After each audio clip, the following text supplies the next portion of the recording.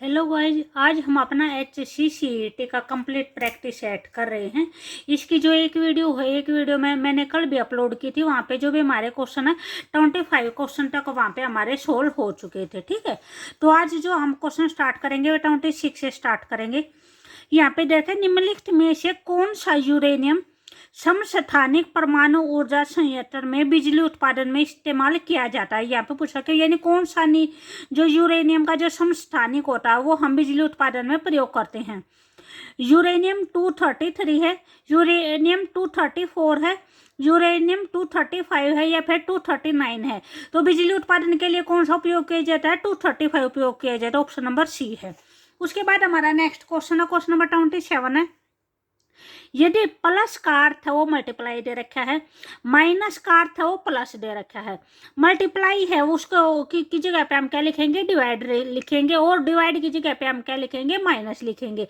तो जो भी आपको इक्वेशन दे रखे है वो ये इक्वेशन दे रखी है हमें, यानी ये साइन चेंज करने के बाद हमें इसका मान ज्ञात करना है कि इसका मान कितना होगा। यहाँ पर जो हमारी स्टेटमेंट दे रखी है वो हमारी स्टेटमेंट ये दे रखी है। ठीक है, 10 प्लस में 5 मल्टीप्लाई में 10 डिवाइड में 2 है, माइनस में 5 है। उसके बाद हमने ये अपने जैसे यहाँ पे साइन चेंज कर लिया। यहाँ पे क्या बोल रखा है? प्लस का अर्थ है वो मल्टीप्लाई होता है। ठीक है, यहाँ पे बोल रखा है जो प्लस का अर्थ है वो मल्टीप्लाई होता है। तो यहाँ पे प्लस था, प्लस की जगह पे क्या लगा दिया? मल्टीप्लाई लगा दिया। उसके बाद हमारा मल्टीप्लाई का साइन है, तो मल्टीप्लाई का अर्थ इन्होंने क्या दे रखा है? डिवाइड दे रखा है। तो मल्टीप्लाई की जगह पे हम क्या करेंगे? अपना डिवाइड करेंगे। उसके बाद डिवाइड का अर्थ है यहाँ पे ये डिवाइड दे रखे, तो डिवाइड का अर्थ क्या दे रखा है? माइनस दे रखे, तो डिवाइड की जगह पे हम क्या कर देंगे? माइनस कर देंगे। और माइनस का अर्थ क्या दे रखा है? प्लस दे रखा है। ये दे रखा है माइनस का अर्थ है वो प्लस होता है, तो माइनस की जगह पे क्या कर देंगे? प्लस कर देंगे। अब ये हमारा किससे सोल्व होगा? ये हमारा इस टाइप का जो क्वेश्चन होता है वो हमारा बोर्ड मास रूल से सोल्व होता है। ठीक है, तो बोर्ड मास के रूल के अंदर सबसे पहले हम जैसे अपने ब्रैकेट सोल्व करेंगे। यहाँ पे कोई ब्रैकेट नहीं दे रखी। उसके बाद ओ का मतलब क्या होता है? ऑफ होता है, तो यहाँ पे ऑफ का भी कोई साइन नहीं लगा रखा, ऑफ भी नहीं लगा रखा। उसके बाद हमारा डिवाइड BODMAS ये होता है। ठीक है, डी से हमारा क्या होता है? डिवीजन होता है। एम से हमारा मल्टीप्लाई होता है। AD से एडिशन होता है, और एस से क्या होता है? सब्ट्रैक्शन होता है। ठीक है, तो सबसे पहले डिवीजन दे रखे, तो हम क्या करेंगे? अपना डिवीजन सोल्व करेंगे। तो यहाँ पे हमारा और जो भी आगे पीछे वाले डिजिट है वे हमारी एज इट इज रहेंगी। 10 है वो एज इट इज हो जाएगा, मल्टीप्लाई का साइन है वो एज इट इज हो जाएगा। हमारा डिवीजन कहाँ पे है? यहाँ पे है। तो ये सोल्व होगा, तो ये सोल्व होगा तो हमारा क्या आ जाएगा? 5/10 हो जाएगा। ठीक है, माइनस में 2 और प्लस का 5, और सारे डिजिट है वे सारी एज इट इज रहेंगी। उसके बाद हमारा डिवीजन तो हमारा सोल्व हो गया। डिवीजन के बाद हम क्या करेंगे? अपना मल्टीप्लाई सोल्व करेंगे। ठीक है, तो मल्टीप्लाई में हमारा ये दोनों टर्म सोल्व होंगी, तो 10 से हमारा 10 क्या हो जाएगा? कट हो जाएगा। तो हमारा क्या बचेगा? 5 माइनस में 2 प्लस में 5 बच जाएगा। ठीक है, उसके बाद अगर 5 में से 2 माइनस जाएगा तो कितना बच जाएगा? 3 बच जाएगा, और प्लस में क्या हो जाएगा? 5 हो जाएगा। तो कितना आ जाएगा? हमारा 8 आ जाएगा। ठीक है, तो 8 हमारे कौन से ऑप्शन में दे रखे? ऑप्शन नंबर डी के अंदर दे रखे। हमारा आंसर क्या हो जाएगा? ऑप्शन नंबर डी हो जाएगा, 8 हो जाएगा। उसके बाद नेक्स्ट क्वेश्चन दे रखा है, 28 क्वेश्चन दे रखा है। 28 में क्या दे रखा है? निम्नलिखित में से किस कारण से वनों के लिए विशाल क्षेत्र रखने की आवश्यकता होती है? कि यानी जो वनों का एरिया होता है वो ज्यादा रखना, यानी ज्यादा से ज्यादा वन लगाने की आवश्यकता क्यों होती है? लार्ज एरिया में वन लगाने की जरूरत क्यों होती है? फर्स्ट जो ये ऑप्शन है, कार्बन डाइऑक्साइड के अवशोषण के लिए, वन्य जीवन के संरक्षण के लिए। जो सी ऑप्शन है वो है अधिक वर्षा के लिए, और जो डी ऑप्शन है वो पारिस्थितिक संतुलन के लिए। तो यहाँ पे हमारे जो भी चारों के चारों ऑप्शन है वे चारों के चारों ऑप्शन करेक्ट है, लेकिन यहाँ पे हमें वो देखना है जो सबसे बेस्ट है। तो यहाँ पे जो सबसे बेस्ट होगा आपका ऑप्शन नंबर डी हो जाएगा, कि जो पारिस्थितिक तंत्र होता है उसका संतुलन बनाए रखने के लिए। ठीक है, तो उसमें जो भी ऊपर के जो तीनों ऑप्शन है वे तीनों ऑप्शन इसके अंदर यहाँ पे कवर हो जाएंगे। उसके बाद नेक्स्ट है 29 क्वेश्चन है, डेंगू किससे फैलता है? घोड़े से, फल मक्खी से, मच्छर से या फिर तितली से? तो डेंगू किससे फैलता है? मच्छर से फैलता है। जो डेंगू है वो एडिज मच्छर होता है उससे फैलता है। उसके बाद हमारा नेक्स्ट क्वेश्चन है 30 क्वेश्चन है, सुनीता शर्मा और निर्मल गुलिया किस खेल से संबंधित है? जिम्नास्टिक से, जूडो से, हैंडबॉल से या फिर हॉकी से? तो ये दोनों खिलाड़ी ये किससे संबंधित है? ये जिम्नास्टिक से संबंधित है। उसके बाद नेक्स्ट हमारा मैथ का क्वेश्चन नंबर 31 है, एक रेलगाड़ी 2 स्टेशनों ए तथा बी के बीच की दूरी 45 मिनट में तय करती है। यदि रेलगाड़ी की चाल है वो 5 किलोमीटर प्रति घंटा कम कर दी जाए तो यह दूरी क्या हो जाती है, 48 मिनट में तय होती है। पहले कितने मिनट में तय होती थी, 45 मिनट में तय होती थी। इस रेलगाड़ी की जो चाल है वो कम कर दी जाए, 5 किलोमीटर प्रति घंटा के हिसाब से कम कर दी गई, तो वह दूरी कितने मिनट में कवर करती है, 48 मिनट में कवर करती है। जो दूरी है वो हमारी सेम दे रखी है, ए से बीच की दूरी दे रखी है, ठीक है। तो 48 मिनट में तय होती है, तो हमें क्या निकालना, हमें अपनी दूरी निकालनी है। ए पॉइंट से बी पॉइंट के बीच की दूरी निकालनी है, ए स्टेशन से बी स्टेशन के बीच की दूरी निकालनी है, ठीक है। तो इस क्वेश्चन को हम कैसे करेंगे, यहाँ पे जैसे हम जो भी अपनी दूरी है, दूरी हम क्या लेके चलेंगे, एक्स लेके चलेंगे। जो भी हमारी दूरी होगी वो दूरी हमारी क्या हो जाएगी, एक्स हो जाएगी।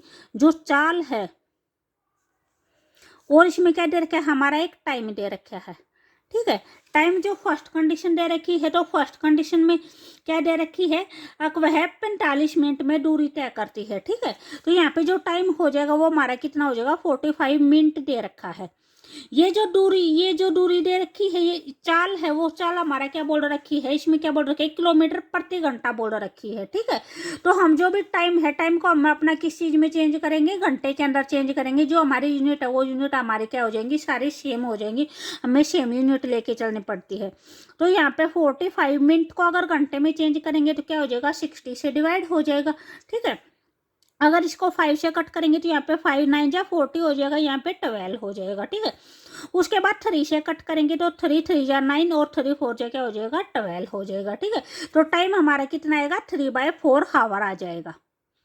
उसके बाद जो हमारे चाल है, चाल का जो भी फार्मूला होता है वो क्या होता है, हमारा दूरी बटे में समय होता है हमारा फार्मूला, ठीक है। तो यहाँ पे जो भी हम दूरी लेके चले हैं वो क्या लेके चले हैं, एक्स लेके चले हैं। इसको क्या लिखेंगे, किलोमीटर लेके चलेंगे, तो ये फिर हमारी 4 किलोमीटर पर हावर में आ जाएगी, ठीक है। तो दूरी है वो x किलोमीटर है, जो समय है वो हमारे कितना है, 3/4 हावर आया है। अगर जो भी हमारा 4 है वो क्या हो जाएगा, ऊपर चला जाएगा, तो जो भी हमारी चाल बन जाएगी, चाल हमारी क्या हो जाएगी, 4x/3 हो जाएगी। ये हमारी फर्स्ट इक्वेशन हो जाएगी, पहली चाल हो जाएगी, ठीक है। फिर उसके बाद जो इन्होंने सेकेंड कंडीशन दे रखी है, दूरी हमारी वो सेम होगी, x किलोमीटर होगी, ठीक है। जो हमारा टाइम दे रखा है, टाइम कितना दे रखा है, अब की बार 48 मिनट दे रखा है। पहले हमारा क्या दे रखा था, 45 मिनट दे रखा था, और अब कितना दे रखा है, 48 मिनट दे रखा है, ठीक है। तो जो भी हमारा टाइम होगा 48 मिनट में है, इसको भी फिर हम वही चेंज करेंगे, अपने घंटे के अंदर लेके आएंगे, ठीक है। 2 से कट करेंगे तो हमारा कितना हो जाएगा, 24 हो जाएगा, यहाँ पे कितना हो जाएगा, 30 हो जाएगा। उसके बाद 3 से कट करेंगे तो यहाँ पे 10 हो जाएगा, और 3 8 या 24 हो जाएगा। फिर इसको भी हम अपना 2 से कट करेंगे तो यहाँ पे 4 आ जाएगा, 2 4 जा 8, 2 5 जा 10, तो कितना हो जाएगा, 4/5 हावर आ जाएगा। यहाँ से अगर आप अपनी चाल निकालेंगे, जो नई चाल होगी वो क्या हो जाएगी, वही फार्मूला होता है, चाल का दूरी बटे में समय होता है। तो दूरी हमारी सेम है, एक्स है, और समय कितना है, 4/5 है। तो इसलिए हमारा क्या हो जाएगा, 5 ऊपर चला जाएगा, 5x/4 हो जाएगा। ये हमारी सेकंड चाल हो जाएगी। तो इन्होंने जो दोनों चालों के बीच में जो डिफरेंस दे रखे वो कितने का दे रखा है, 5 किलोमीटर पर घंटा का डिफरेंस दे रखे। यहाँ पे बोल रखा है यदि रेलगाड़ी की चाल है वो 5 किलोमीटर प्रति घंटा कम कर दी जाए तो वह कितना टाइम लेती है, 48 मिनट लेती है। यानी दोनों जो चाल हैं, दोनों चालों के बीच के अंदर जो डिफरेंस है वो कितने का है, 5 का। तो हम क्या करेंगे, हम ये अपना डिफरेंस करेंगे, ठीक है। जो पहली चाल थी वो हमारी ये थी 4x/3, जो दूसरी चाल है वो कितना है, ये है 5x/4, और इनका डिफरेंस कितना है, 5 का। तो हम यहाँ से सोल्व कर लेंगे, अपने x की वैल्यू निकाल लेंगे, तो जो हमारी x होगी वो क्या हो जाएगी, हमारी दूरी आ जाएगी, ठीक है। तो यहाँ पे अगर इन दोनों का एलसीएम निकालेंगे तो 12 हमारा एलसीएम हो जाएगा, 4 इस साइड मल्टीप्लाई हो जाएगा, 3 साइड मल्टीप्लाई हो जाएगा, तो ये क्या हो जाएगा, 16x हो जाएगा, और ये हमारा 15x हो जाएगा। और यहाँ पे जैसे 5 है, 12 की और 5 की मल्टीप्लाई होगी तो कितनी हो जाएगी, हमारी 60 हो जाएगी। 60 में से 15x जाएगा तो क्या बचेगा, x बच जाएगा, इक्वल टू क्या हो जाएगा, 60 किलोमीटर आ जाएगा, ठीक है। ये x हमारी क्या है, हम अपनी दूरी लेके चले तो यहाँ पे हमारी जो A स्टेशन है और B स्टेशन है उन दोनों के बीच की जो हमारी दूरी आई है वो कितनी आई है, 16 किलोमीटर पर हावर आई है, 16 किलोमीटर आई है, ठीक है। तो यहाँ पे जो भी हमारा आंसर होगा वो कौन सा हो जाएगा, ऑप्शन नंबर ए हो जाएगा, 60 किलोमीटर हो जाएगा। उसके बाद हमारा नेक्स्ट क्वेश्चन है, क्वेश्चन नंबर 32 है। राष्ट्रीय राजमार्ग नंबर 10 निम्नलिखित के सभी जिलों से निकलता है सिवाय, यहाँ पे पूछ रखा है कि यानी जो भी राष्ट्रीय राजमार्ग 10 है ये हरियाणा में कौन से जिलों में से निकलता है। बिकॉज एक सिवाय यानी किसी जिले को छोड़ना है हमें, किसी जिले को छोड़कर और सभी जिलों से निकलता है। सिरसा है, हिसार है, रोहतक है और भिवानी है। तो यहाँ पे हमारा आंसर कौन सा हो जाएगा, ऑप्शन नंबर बी हो जाएगा, भिवानी है। जो राष्ट्रीय राजमार्ग 10 है वो सिरसा, हिसार और रोहतक तीनों जिलों में से जाता है, ठीक है, एक भिवानी को छोड़कर। और जो राष्ट्रीय राजमार्ग 10 है ये हमारा दिल्ली से स्टार्ट होता है और पंजाब तक जाता है, और ये हरियाणा का सबसे बड़ा राष्ट्रीय राजमार्ग है, ठीक है। उसके बाद हमारा नेक्स्ट क्वेश्चन है 33 है, काली माता किसे कहते हैं, कैंसर को, एड्स को, प्लेग को या फिर यहाँ पे गेनोरिया को, ठीक है। तो यहाँ पे हमारा आंसर कौन सा हो जाएगा, ऑप्शन नंबर बी हो जाएगा, प्लेग हो जाएगा।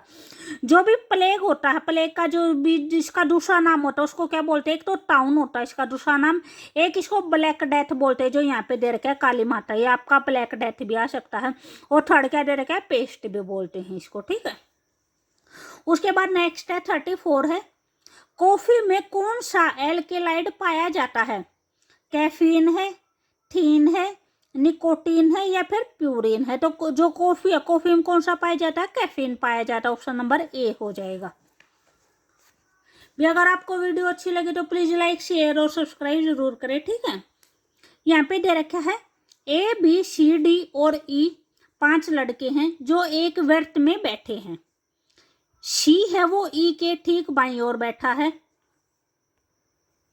ये हमारा व्रत हो जाएगा, ठीक है। इस व्रत में ही हमने 5 पोजीशन बना दिए कि ये 5 लड़के इन पोजीशनों पर बैठे हैं, ठीक है।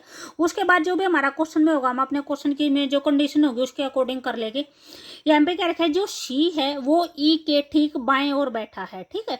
जो सी है वो बैठा है ई के बाएं ओर। तो अगर हम अपना जैसे ई को है, ई को अगर हम यहाँ पे बैठाएंगे तो इस साइड तो हमारा क्या हो जाएगा, दायां हो जाएगा, और इस साइड क्या हो जाएगा, बायां हो जाएगा, ठीक है। तो सी क्या बोल रखा है, सी है जो ई के बाएं ओर है, तो ये क्या हो जाएगा, हमारा बायां हो जाएगा, तो सी यहाँ पे बैठा है। उसके बाद बोल रखा है ए है वो डी और ई के बीच में बैठा है, ठीक है। तो जो ए है वो डी और ई के बीच में बैठाना है, तो हमारा जैसे डी यहाँ पे हो गया, ई यहाँ पे होगा, तो ए क्या हो जाएगा, इसके बीच में बैठा है। तो यहाँ पे हमारा कौन सा बचा है, बी बचा है, तो यहाँ पे हमारा क्या आ जाएगा, बी आ जाएगा। उसके बाद जो भी हमारे क्वेश्चन में पूछ रखा है, क्वेश्चन नंबर 35 में है बी और ए के बीच में कौन बैठा है। तो यहाँ पे हमारा बी ये है और ए ये है, तो इन दोनों के बीच में कौन बैठा है, हमारा डी बैठा है। तो यहाँ पे हमारा आंसर कौन सा हो जाएगा, ऑप्शन नंबर सी हो जाएगा। बी और ए के बीच में कौन बैठा है, डी बैठा है। उसके बाद नेक्स्ट है सी के ठीक बाईं ओर कौन बैठा है, सी के पूछ रखे हैं, सी के ठीक बाईं ओर। तो अगर सी इस साइड बैठा है, यहाँ पे बैठा है, तो ये उसका क्या हो जाएगा, दायां हो जाएगा, और इस साइड क्या हो जाएगा, बायां हो जाएगा। तो सी के जस्ट बाईं ओर कौन बैठा है, बी बैठा है, ठीक है। तो यहाँ पे हमारा आंसर कौन सा हो जाएगा, ऑप्शन नंबर बी हो जाएगा। उसके बाद नेक्स्ट है क्वेश्चन नंबर 37 है, मगरमच्छ प्रजनन केंद्र है वो कहाँ पर स्थित है, कुरुक्षेत्र में है, यमुनानगर में है, करनाल में है या फिर पानीपत में है। तो जो मगरमच्छ प्रजनन केंद्र है वो कहाँ पे है, कुरुक्षेत्र के अंदर है, बहुत सैदन जगह वहाँ पे है, ठीक है। तो अगर आपको वीडियो अच्छी लगे तो प्लीज लाइक, शेयर और सब्सक्राइब जरूर करें। उसके बाद नेक्स्ट है 38 है, 2 आसमान लैन नेटवर्क को जोड़ने के लिए किस उपकरण का प्रयोग किया जाता है, ब्रिज का, राउटर का, गेटवे का या फिर सभी का। तो यहाँ पे हमारा आंसर कौन सा हो जाएगा, ऑप्शन नंबर सी हो जाएगा, गेटवे का। जो भी 2 आसमान लैन नेटवर्क होते हैं उनको जोड़ने के लिए क्या होता है, गेटवे का यूज किया जाता है। उसके बाद नेक्स्ट दे रखा है 452, ये हमारा मैथ का दे रखा है, रूट ऑफ 10 दे रखा है, प्लस में 69.73 इंटू में ये दे रखा है। हमें क्या बताना, अपने क्वेश्चन मार्क की वैल्यू बताने कि हमारे क्वेश्चन मार्क की जगह पे क्या आएगा। यहाँ पे जो भी हमारी स्टेटमेंट है वो हमारे स्टेटमेंट ये दे रखी है, ठीक है। तो इसमें जैसे हम जो सोल्व करेंगे, जो भी हमारे आंसर दे रखे हैं, यहाँ पे हमारा आंसर कोई भी पॉइंट के अंदर नहीं दे रखा। लेकिन अगर हम अपना रूट 10 का और रूट 26 का अगर भी जैसे रूट निकालेंगे तो ये हमारे पॉइंट में आएंगे। तो इसका मतलब क्या है, अगर पॉइंट में नहीं दे रखे तो ये इन्होंने एस्टिमेटेड वैल्यू लेके चल रहे हैं, ठीक है। एस्टिमेटेड वैल्यू से हम अपना क्वेश्चन निकालेंगे। तो यहाँ पे है जैसे 4, 5 तो हमने एज इट इज लिख दिया। जो 10 है, 10 की जगह पे हमें जैसे 9 का जो रूट होता है वो कंप्लीट होता है, ठीक है। तो 9 का रूट कितना होता है, 3 होता है। तो यहाँ पे अगर हम एस्टिमेटेड वैल्यू लेके चलेंगे तो यहाँ पे हमारा कितना आ जाएगा, 3 आ जाएगा, ठीक है। 9 लेके चलेंगे तो 9 का 3 हो जाएगा। यहाँ पे 69.73 है, तो इसको भी अगर हम एस्टिमेटेड वैल्यू लेके चलेंगे तो कितना लिख देंगे, 70 लिख देंगे। 26 के पास का नंबर क्या होता है, 25 होता है, और 25 का रूट कितना होता है, 5 होता है, ठीक है। माइनस में क्वेश्चन मार्क की जगह पे हम अपना क्या लिख लेंगे, x लिख लेंगे। और यहाँ पे 984 के अगर एस्टिमेटेड वैल्यू लेके चलेंगे तो क्या लेके चलेंगे, यहाँ पे हम अपना 1000 लेके चल पड़ते हैं, ठीक है। 452 और 3 के अगर मल्टीप्लाई करेंगे तो कितना हो जाएगा, 1356 हो जाएगा। प्लस में 70 की और 5 की मल्टीप्लाई कितनी आ जाएगी, 350 आ जाएगा, माइनस x आ जाएगा, इक्वल टू में क्या हो जाएगा, 1000 हो जाएगा। इससे क्वेश्चन आपका है थोड़ा और भी इजी हो जाएगा, ठीक है। तो यहाँ पे अगर इन दोनों के एडिशन करेंगे तो कितना हो जाएगा, 706 माइनस में x इक्वल टू कितना हो जाएगा, 1000 हो जाएगा। हमें x की वैल्यू निकालनी है तो x को एक साइड में रख देंगे। 706 माइनस में क्या हो जाएगा, 1000, तो वो साइड आ जाएगा, और जो x है वो क्या चला जाएगा, उस साइड चला जाएगा। तो यहाँ पे इसमें से अगर 1000 माइनस करेंगे तो कितना हो जाएगा, हमारा 706 हो जाएगा। ये हमारी x की वैल्यू आ जाएगी। तो अगर भी आपको ऑप्शन में देखते हैं तो ऑप्शन में हमारा 706 नहीं दे रखा है, ऑप्शन में हमारा 700 दे रखा है। तो अगर हम अपने एस्टिमेटेड वैल्यू लेके चले हैं तो ये भी यानी उसके आसपास ही आएगा, तो इसके आसपास की वैल्यू क्या हो जाएगी, 700 हो जाएगी, ठीक है। तो यहाँ पे जो भी हमारा आंसर होगा वो कौन सा हो जाएगा, ऑप्शन नंबर डी हो जाएगा, 700 हो जाएगा। उसके बाद हमारा नेक्स्ट क्वेश्चन है 40 है, आनुवांशिक अभियांत्रिक के माध्यम से उत्पादित प्रथम वाणिज्यिक उत्पाद है, यानी जो आनुवांशिक अभियांत्रिक के माध्यम से जो पहला जो उत्पाद जो बनाया था वो कौन सा था। फर्स्ट है पैरासीटामोल है, एस्प्रिन है, इंसुलिन है, या फिर इनमें से कोई नहीं। तो यहाँ पे जो भी हमारा आंसर हो जाएगा वो कौन सा हो जाएगा, इंसुलिन हो जाएगा, ठीक है। जो इंसुलिन का है, इंसुलिन का उपयोग कहाँ पे किया जाता है, जो मधुमेह बीमारी होती है उसमें ही किया जाता है। जो रक्त के अंदर जो शर्करा की मात्रा बढ़ जाती है मधुमेह के अंदर, ठीक है, उसकी मात्रा को कम करने के लिए इंसुलिन का प्रयोग किया जाता है। उसके बाद नेक्स्ट है 41 है, हरियाणा में सिंधु घाटी सभ्यता के निम्न में से कौन से उत्खनन स्थल हैं जो सही मैच होते हैं, ठीक है। जो सिंधु घाटी सभ्यता के केंद्र दे रखे हैं तो जो सही मैच होता है वो बताना है हमें। तो फर्स्ट ऑप्शन दे रखा है मित्ताथल और भिवानी दे रखा है, यानी मित्ताथल और भिवानी के अंदर है। राखी गड्डी है वो फतेहाबाद दे रखा है, बनावली है वो यमुनानगर में दे रखा है, शीशवाल है वो कुरुक्षेत्र दे रखा है। तो यहाँ पे जो भी हमारा सही सम्मिलित हो जाएगा वो हमारा ऑप्शन नंबर ए हो जाएगा, मित्ताथल है भिवानी के अंदर, ठीक है। जो ये नीचे दे रखे ये हमारे गलत दे रखे, जो राखी गड्डी है वो हमारा कहाँ पे है, हिसार के अंदर है। बनावली है वो हमारा फतेहाबाद के अंदर है, और जो शीशवाल है वो कहाँ पे है, वो हिसार में है। उसके बाद हमारा नेक्स्ट क्वेश्चन है क्वेश्चन नंबर 42 है। यहाँ पे दे रखा है ए किसी कार्य को 9 दिन में समाप्त कर देता है, बी की जो कार्य क्षमता है वो ए से 50% अधिक बोल रखी है, ए से 50% अधिक बोल रखी है, ठीक है।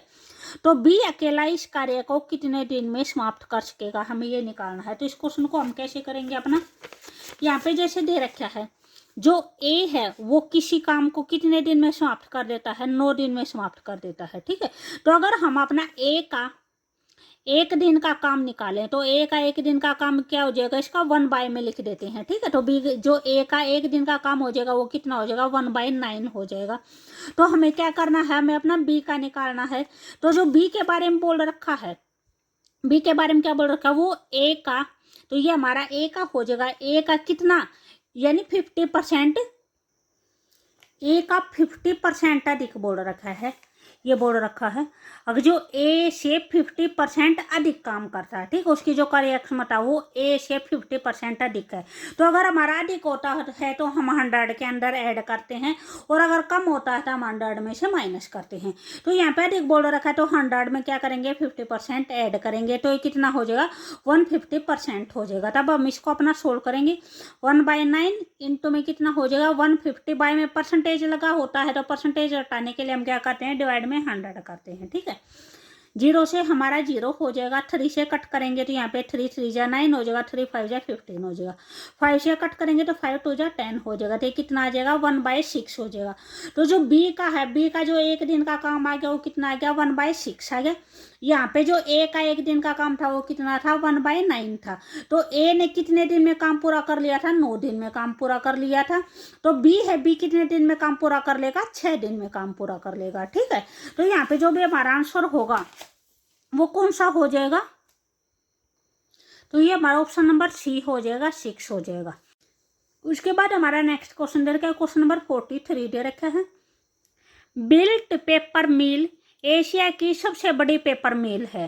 तो यह है हरियाणा में कहाँ पर है, किस जगह पर है, करनाल में है, यमुनानगर में है, अंबाला में है या फिर सोनीपत में है। तो कहाँ पे है, यमुनानगर में है ये। उसके बाद नेक्स्ट है 44 है, चौधरी चरण सिंह कृषि विश्वविद्यालय की स्थापना है वो किस वर्ष में हुई थी, 1980 में, 1990 में, 1970 में या फिर 2000 में। तो ये कब हुई थी, 1970 में हुई थी। और जो चौधरी चरण सिंह कृषि विश्वविद्यालय वो कहाँ पे है, वो हिसार के अंदर है। नेक्स्ट क्वेश्चन नंबर 45 है, निम्न में से कौन है जो एक अदिश राशि नहीं है। तो यहाँ पे क्या पूछ रखा है, सदिश राशि के बारे में पूछ रखा है कि यानी सदिश राशि कौन सी है, ठीक है। समय दे रखा है, आयतन दे रखा है, घनत्व दे रखा है और संवेग दे रखा है। तो यहाँ पे जो भी समय है, घनत्व है और आयतन है, ये हमारी क्या है, ये हमारी अदिश राशि है सारी की सारी। जो अदिश राशि नहीं है वो क्या हो जाएगी, संवेग हो जाएगी। जो हमारी अदिश राशि होते हुए क्या होती है, जिसके अंदर अकेला भी हमें मैग्नीट्यूड यानी परिमाण दिया होता है और दिशा नहीं दी होती है, ठीक है। और सदिश में दोनों के दोनों दिए होते हैं। उसके बाद हमारा नेक्स्ट है 46 है, राष्ट्रीय मस्तिष्क अनुसंधान केंद्र जो न्यूरो विज्ञान और शिक्षा को समर्पित है वो कहाँ पर है, मानेसर में है, सोनीपत में है, पानीपत में है या फिर फरीदाबाद में है। तो कहाँ पे है, मानेसर के अंदर है ये हमारा, ठीक है। ऑप्शन नंबर ए है। उसके बाद नेक्स्ट है 47 दे रखा है, निम्न आकृतियों में से कौन सा है जो बैंगन, मांस और सब्जियों है इनके बीच में संबंध दर्शाता है। तो यहाँ पे आपका कौन सा आंसर हो जाएगा, यहाँ पे हमारा आंसर ऑप्शन नंबर सी हो जाएगा। जो बैंगन है और जो सब्जी है वे एक दूसरे से क्या है, इंटर रिलेटेड है, ठीक है। जैसे जो यहाँ पे ये हमारा बैंगन हो जाएगा और जो बैंगन है वो किसके अंदर आता है, सब्जियों के अंदर आता है। तो जो बड़ा सर्कल होगा वो हमारा सब्जी का होगा, सब्जी के अंदर है वो बैंगन आता है, ठीक है। और ये हमारा मांस हो जाएगा, इन जो मांस का है, सब्जी का है या बैंगन का, इनका कोई भी इंटरलिंक नहीं होता, इनका कोई कनेक्शन नहीं है। तो इसलिए हमारे मांस का ये हमारा अलग हो जाएगा।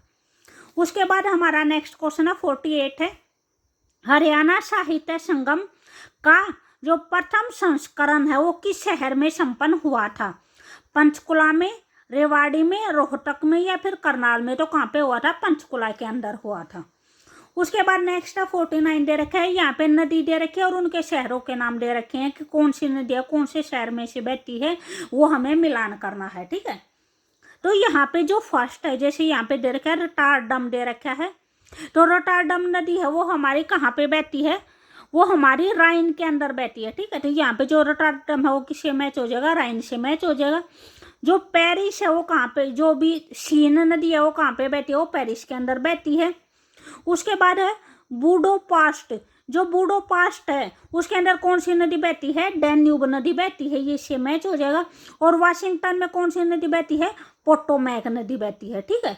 ये यहाँ पे मैच हो जाएंगे। सीन नदी है वो कहाँ पे है, पेरिस के अंदर बहती है। पोटोमैक है वो कहाँ पे है, वाशिंगटन के अंदर है। राइन है वो हमारी रोटरडम में आ जाएगी। और जो डैन्यूब नदी है वो कहाँ पे है, बुडोपास्ट में बहती है, ठीक है। उसके बाद हमारा लास्ट क्वेश्चन है, क्वेश्चन नंबर 50 है। जो नेक्स्ट क्वेश्चन होंगे वो हम अपने नेक्स्ट वाली वीडियो में करेंगे।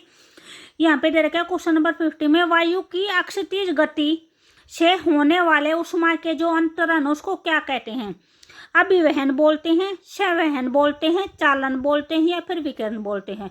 तो उसको क्या बोलते हैं, अभिवहन बोलते हैं। ऑप्शन नंबर ए हो जाएगा। तो अगर आपको वीडियो अच्छी लगे तो प्लीज़ लाइक, शेयर और सब्सक्राइब जरूर करें, ठीक है। Okay bye.